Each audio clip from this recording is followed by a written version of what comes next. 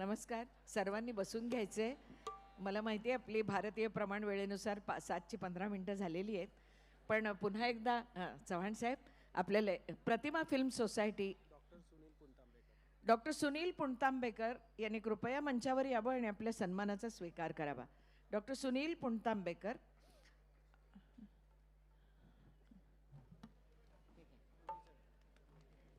तुझं नाव काय? प्रेषिता मोरे. प्रेषिता मोरे. प्रेषिता ना?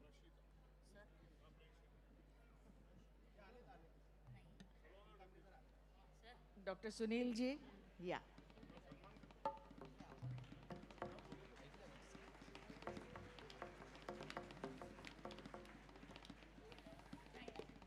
आणि प्रेषिता मोरे श्याम एडवणकरांची विद्यार्थिनी. मगाच्या गाण्यात तिचा फार सुंदर सहभाग होता. तू ये इकडे जरा पुढे. हा आशीर्वाद म्हणून तुला तुझा सन्मान.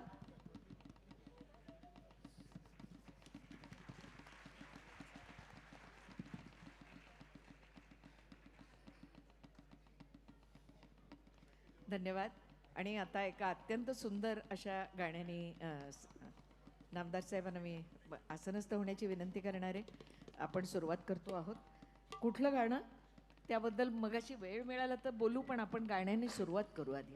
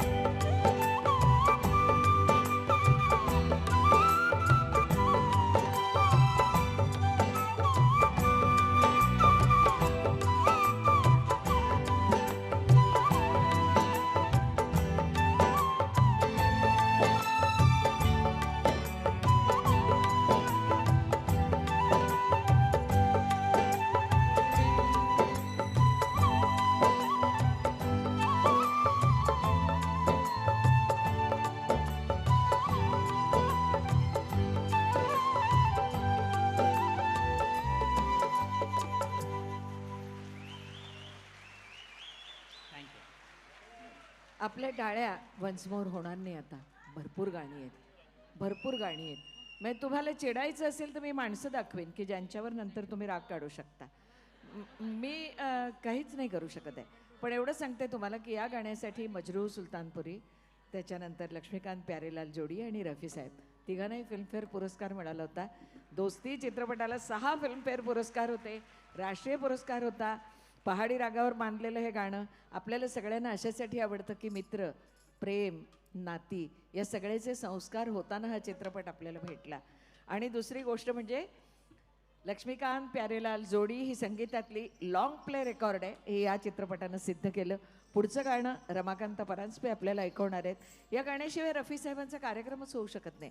1960 कोहिनूर आणि शकील बदायुनी साहेबांचे शब्द, नौशाद साहेबांचं संगीत, राग हमीरवर आधारित दिलीप कुमार साहेबांनी अभिनीत केलेलं अत्यंत आव्हानात्मक असं हे गाणं. ते स्वतःच म्हणाले आहेत की कुछ गाणे दिक्कत तलब होते हैं, वो रियाज मांगते हैं, और इस गाने के लिए उन्होंने जो रियाज किया है वो एक इतिहास है. त्याच्यावर काहीच सांगायला नको. नुसतं सतारचा तराणा आणि तो झाला वाजवायचा होता, तर त्याच्यासाठी त्यांनी उस्ताद अब्दुल हलीम जाफर खान साहेबांकडून खूप मार्गदर्शन घेतलं आणि त्याची खूप तालीम केली. आता एवढंच की हा एक राधाकृष्णाचा रास आहे, त्या दृष्टीनं आपण त्याच्याकडे बघितलं की संगीतामध्ये कुठल्याही प्रकारचा धर्म आणि राजकारण कसं आणू नये याचा आपल्याला काय म्हणूया याचा प्रत्यय आपल्याला येतो. मधुबन में राधिका नाचे रे.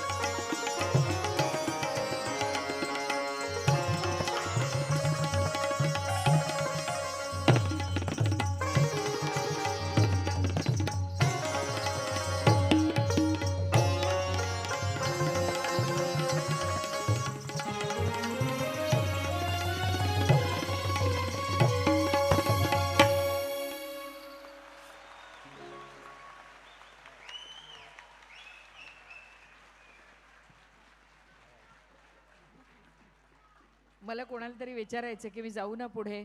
मला असं आलं की आपण प्रसाद खूप आवडला तर परत रांगेत उभं राहू नाही ना शकत. तर आपण तसं करूया का, जायचं का पुढे की वाजवायला सांगू, काय करू? रमाकांतची बघा लवकर उठण्याचा तोटा.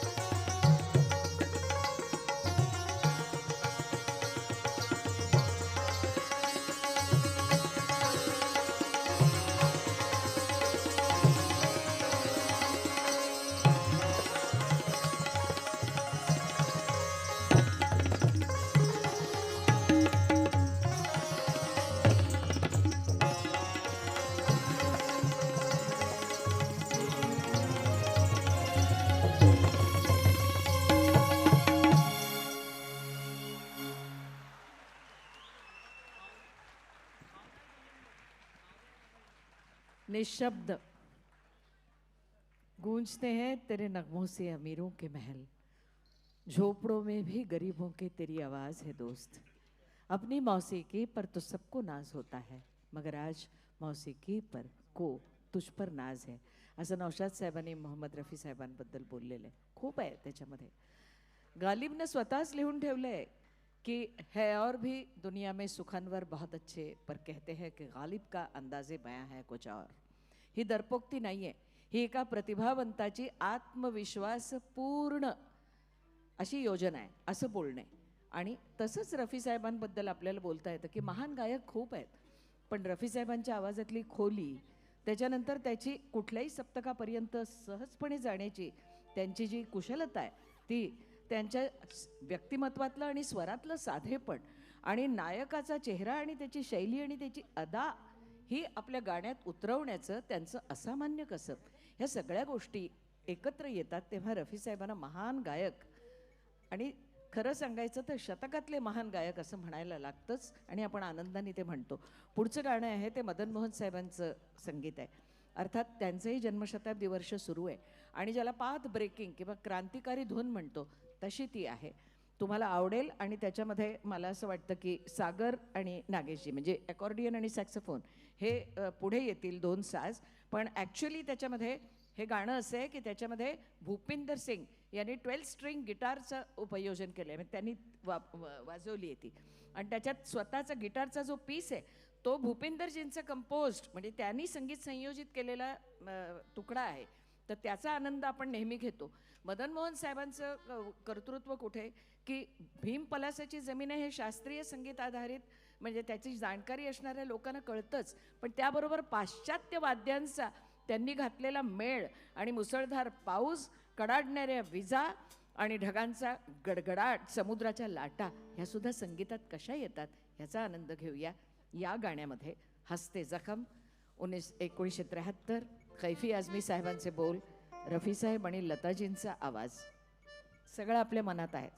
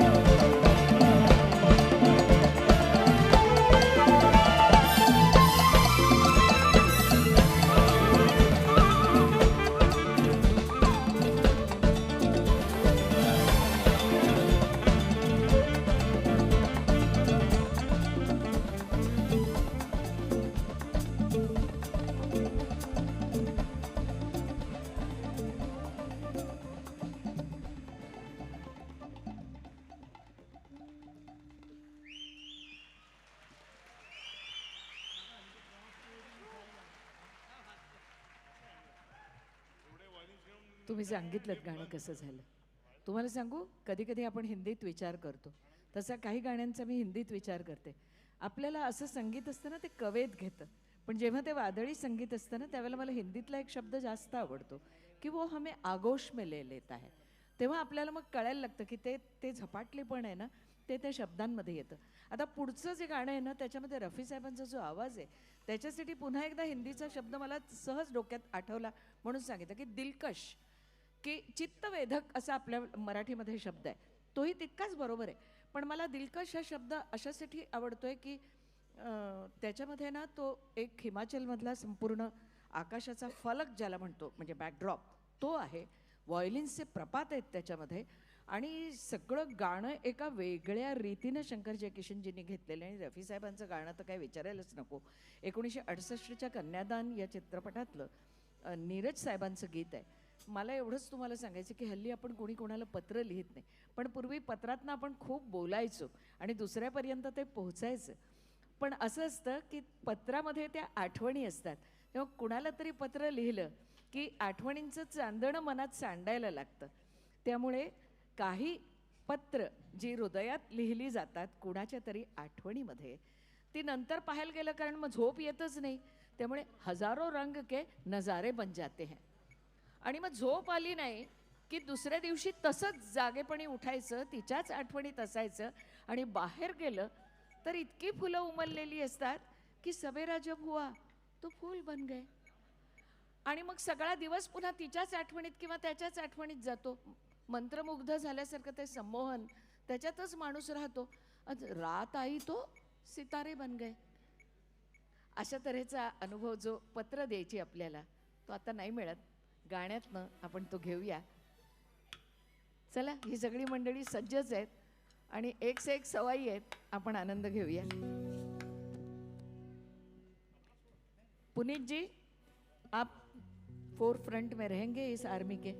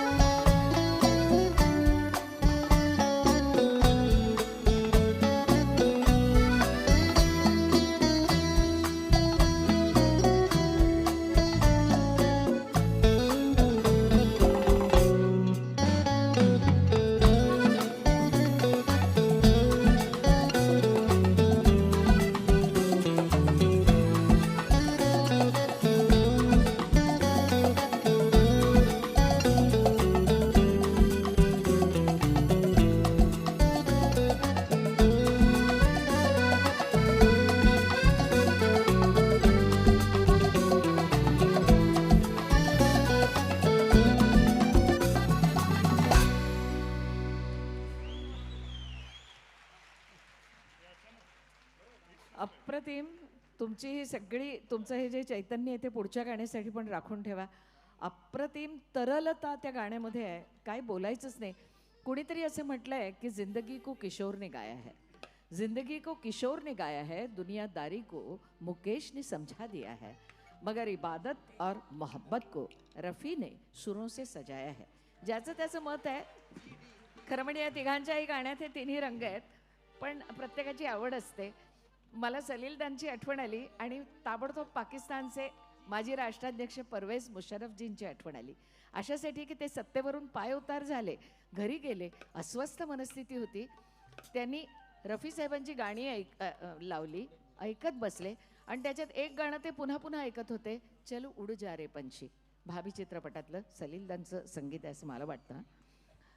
रफी साहेबांचं गाणं त्यांनी लावलेलं होतं आणि ते त्यावेळेच्या त्यांच्या वस्तुस्थितीला खरं म्हणजे त्यांना पुढचा मार्ग दाखवणार होतं असं म्हटलं तर हरकत नाही. ज्या वेळेला आपण सलील चौधरींची गाणी ऐकतो ना, त्यावेळेला आपल्याला एक असं जाणवतं की पुढे काही वाद्य वाजत असतात आणि मागे एखादा गंगेचा प्रवाह असावा तसे कॉन्ट्रा मेलडी, एक सिम्फनी मागे वाजत असते. आत्ता तुम्हाला या गाण्यामध्ये ते दिसेल. तस्वीर तेरी दिल में, माया चित्रपटातलं मिश्र भैरवी, मग त्यात आसावरी पण आहे, भैरवी पण आहे.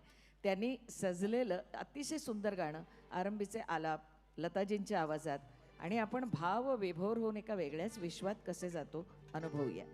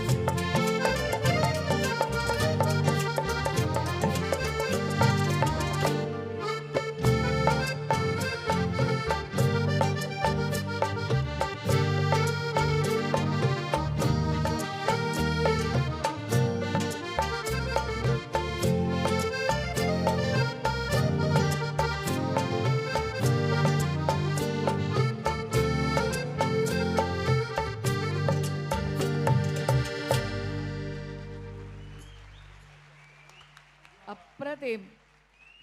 ती तरलता वाद्यातनं आली ह्यातच सगळं मिळालं. आत्ता मला कुणीतरी इथे येऊन विचारलं आणि प्रभू कापसेंनी तो निरोप दिला की तुम्ही मराठी गाणं घेणार आहात की नाही. असं कसं होईल, मराठी गाणं गायलाच पाहिजे. श्रीकांत ठाकरे यांनी संगीतबद्ध केलेली गझलनुमा, गझल, भजन अशी गाणी रफीसाहेबांनी गायली. एकच नियम होता की च घालायचा नाही, मराठीतला च मला उच्चारता येत नाही. त्यामुळे उमाकांत काणेकर असोत किंवा वंदना विटणकर असोत त्यांना त्या तऱ्हेनं लिहायला लागलं होतं.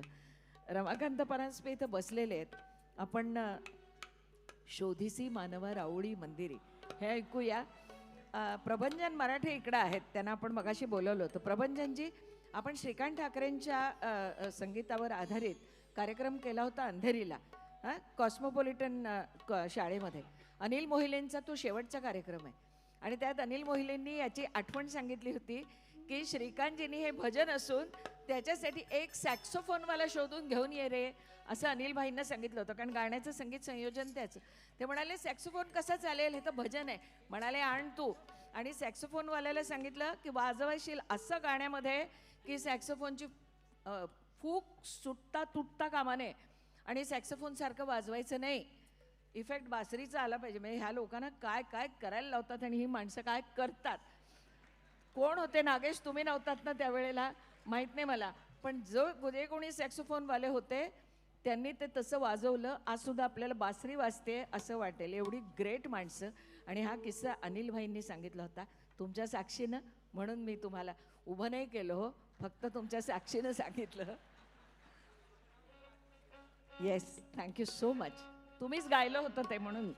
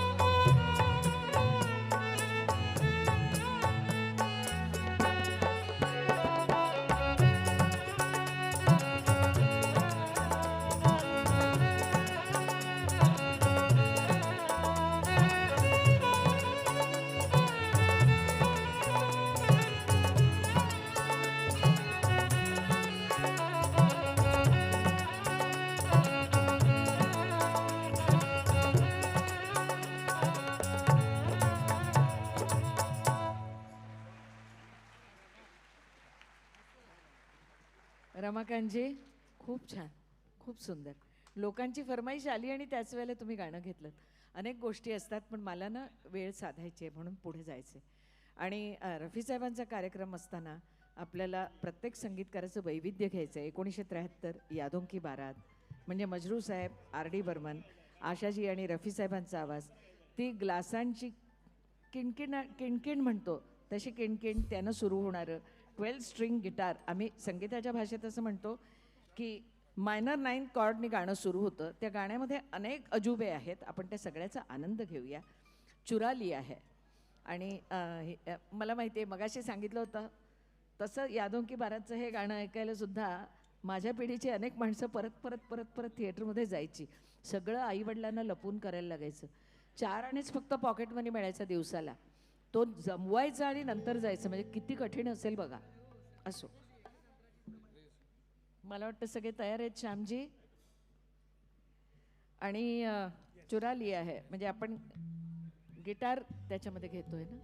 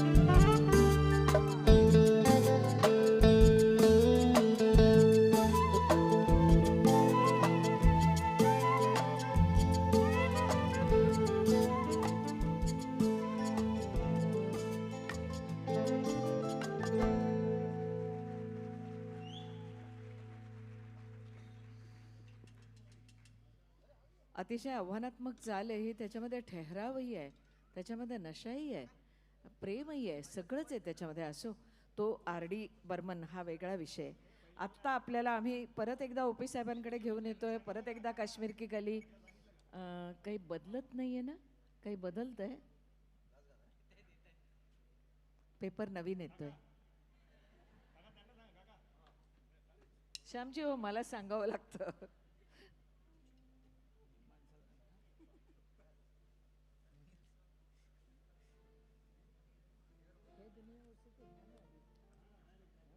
आणि नंतर ते घ्या ना. एवढं सुंदर गाणं तुम्ही नाही घेणार मग आम्ही म्हणणार नाही. नाही, सगळे होणार आहे. सगळे होणार आहेत गाणी. मी सांगितलं हां. आणि शेवटी आपला पेपर कायम ठेवला. OP नय्यर साहेब, SS बिहारी, रफी, शम्मीजींच्या उछलकूदचा रिमोट कंट्रोल हा रफी साहेबांच्या गळ्यात होता, आपल्याला माहिती आहे. आणि त्याच्यात हे गाणं आम्ही एवढ्यासाठी, श्यामजी, एवढ्यासाठी, एक तर तालासाठी, आणि सॅक्सोफोन पडद्यावर वाजवलंय मनोहारी दा, तर त्याच्यासाठी म्हणून, आणि शम्मी साहेबांचा आणि रफी साहेबांचा नशीला अंदाज. चलो, है दुनिया उसी की, जमाना उसी का.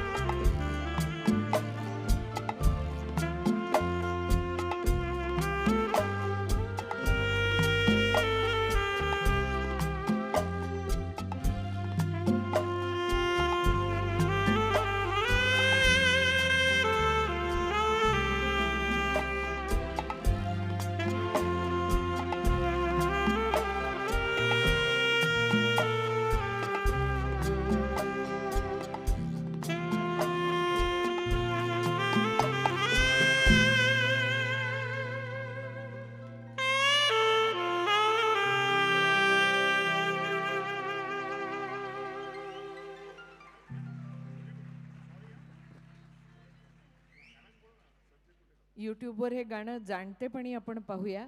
जितकं शम्मी कपूरजींचं आकर्षण वाटतं तितकंच अतिशय शैलीदार असं सॅक्सोफोन वाजवणारे मनोहारी दा पडद्यावर दिसतात आणि आपण अतिशय रोमांचित होऊन जातो ह्या सगळ्यामुळे. बरं, मी पुढे जाते. 1971चा चित्रपट कारवा, मजरू साहेब पुन्हा आर डी बर्मन. आणि कारवा असा चित्रपट होता की शास्त्रीय, उपशास्त्रीय, लोकसंगीत, ईस्टर्न युरोपियन, रॅप्सोडी सगळ्या प्रकारचे भारतीय आणि पाश्चात्य संगीत त्याच्यामध्ये. तर त्यात फोकवर आधारलेलं गाणं, पण त्याच्यामध्ये वाद्यांचं उपयोजन कसं आहे श्यामजी? हो, मीच. म्हणजे चढती जवानी घेऊया ना आपण, एक वेगळं गाणं म्हणून. हो, एक फोक ट्यून आलं पाहिजे. गुलबलोच पंजाबी फिल्म होती, सोनिये ने हिरिये, तेरी याद ने सताया, हे गाणं रफी साहेबांचं पहिलं गाणं आहे.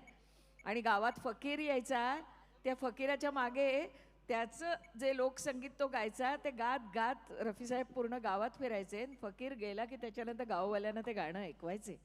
म्हणजे त्यावेळेला त्यांचं नाव फिकू होतं. 13व्या 14व्या वर्षी त्यांनी सैगल साहेबांच्या मैफलीमध्ये स्वतःचं गाणं गायलंय. खूप सारे आहेत. अहो, देश जेव्हा शोकाकुल होता गांधींच्या निधनानं, त्यावेळेला सुनो सुनो ये दुनिया वालो, बापूजी की अमर कहाणी, राजेंद्र कृष्ण यांनी रचलेलं गाणं त्यांनीच गायलं होतं.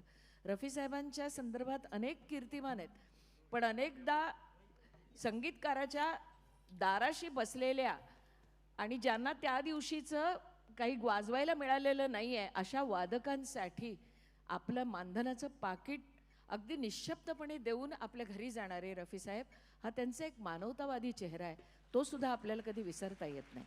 असो, मी गाण्याकडे नेते आपल्याला.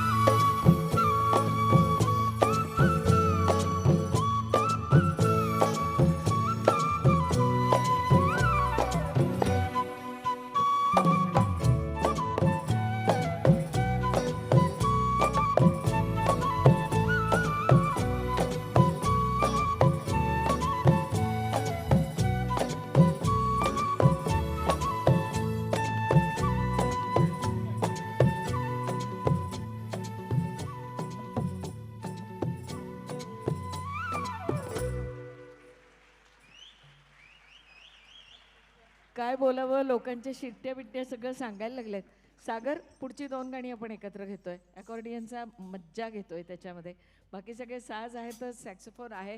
आपण असं करूया, 1967 ॲन इव्हनिंग इन पॅरिस, हसरत साहेबांचे शब्द, शंकर जयकिशन, दोन्ही शंकर जयकिशनजींची, आणि त्याच्यानंतर 1962 दिल तेरा दिवाना, त्यातलं गीत हे मात्र शैलेंद्र साहेबांनी लिहिलेलं.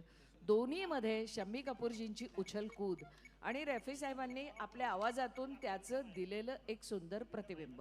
चला, अजी ऐसा मौका फिर कहा मिलेगा आणि दिल तेरा दिवाना दोन्ही ऐकायची आहेत आपल्याला.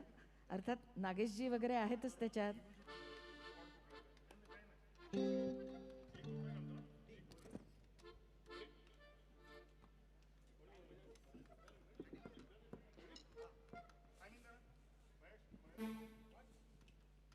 उठा आपण, आपला नाईलाज असेल तर आपण.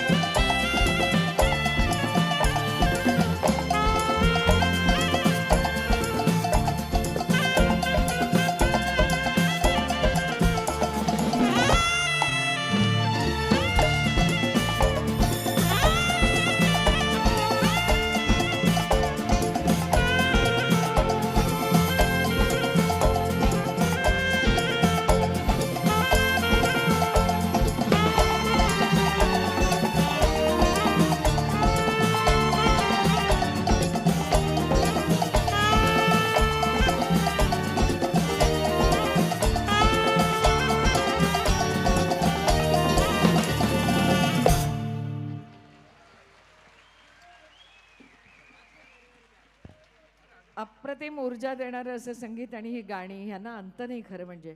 आपलं सगळं संचित आहे ते त्याच्यामध्ये. म्हणजे तरुण व्हायचं असेल तर ही गाणी ऐकत राहायला पाहिजेत. कुठल्याही पुढच्या गाण्यांची आवड आपल्या मनात निर्माण होऊ नये असं कोणीच म्हणणार नाही. पण हे जे धन आहे ते मात्र त्याचा मात्र आपल्याला कधी विसर पडता कामा नये, कारण ते आता आपल्या संस्कृतीचे कवडसे आहेत, आपल्या मनात असलेले, आपण जपून ठेवलेले. असं पुढचं जे गाणं आहे ते रफी सुमन योगातलं आहे.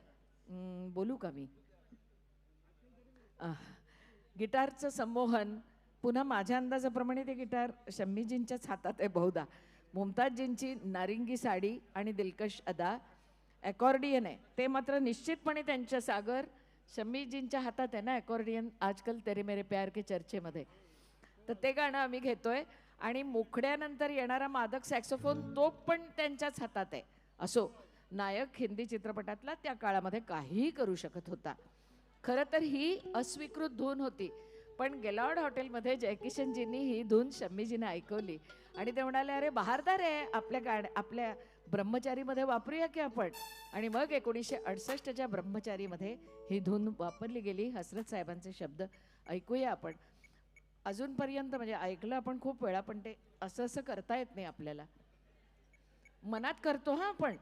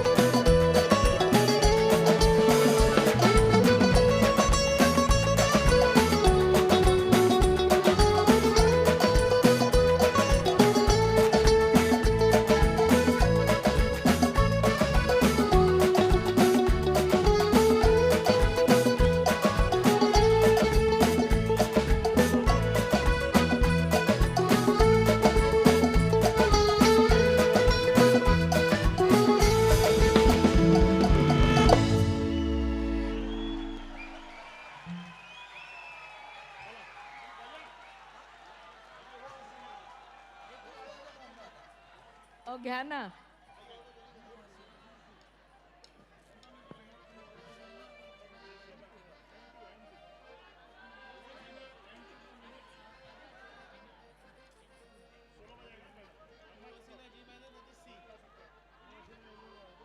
एक मिनिट. आपण हे सगळं अत्यंत शिस्तीत आनंदामध्ये हा संपूर्ण कार्यक्रम अनुभवतोय, त्याचा आनंद घेतोय. आणि आत्ता हे जे थांबणं असतं ना, ते नेमकं तुम्हाला चांगल्या रीतीने ऐकवण्यासाठी काय करायला पाहिजे त्याचा विचार असतो. ऐका.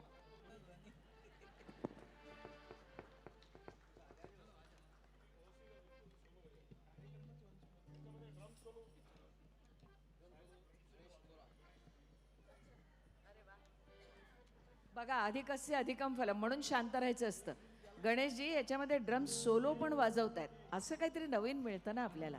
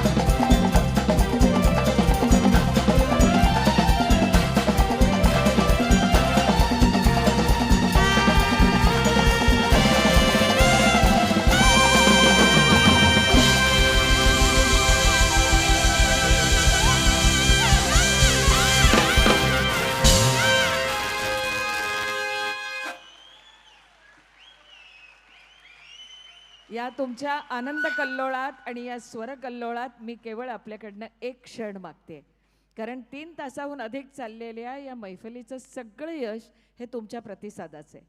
आपण केवळ रफी साहेबांबद्दल नाही बोललो, आपण रफी घराण्याबद्दल बोललो आणि हे घराणं किती सशक्त आहे आणि कसं चालत राहणार आहे याचा प्रत्यय आपल्याला मिळाला. ही दोन्ही गीतं मजरू साहेबांची होती. तिसरी मंजिलमधलं ही दोन्ही गाणी, ही गाण्याच्या आधी मला खरं तर आपल्याला तेच सांगायचं होतं. चव्हाण साहेबांचे मला आभार मानायचे आहेत, या संपूर्ण संस्थेचे आभार मानते आणि एवढंच म्हणते की मजरू साहेबांनी लताबाईंबद्दल म्हटलंय की मेरी लफ्जों को जो छू लेती है आवाज़ तेरी, सरहदे तोड कर उड जाते हैं आशार मेरे. हे रफी साहेबांबद्दल पण तितकंच खरं आहे आणि म्हणून आपण ही अशी गाणी ऐकताना म्हणतो कि नगमे तो तेरे फिर भी सुने जाएंगे लेकिन कुछ तेरी ज़रूरत इसके सिवा भी थी. हे रफी साहेबांचं आपल्या जीवनातलं स्थान आहे आणि तुम मुझे यूं भुला न पाओगे असं त्यांनीच म्हटलेलं आहे.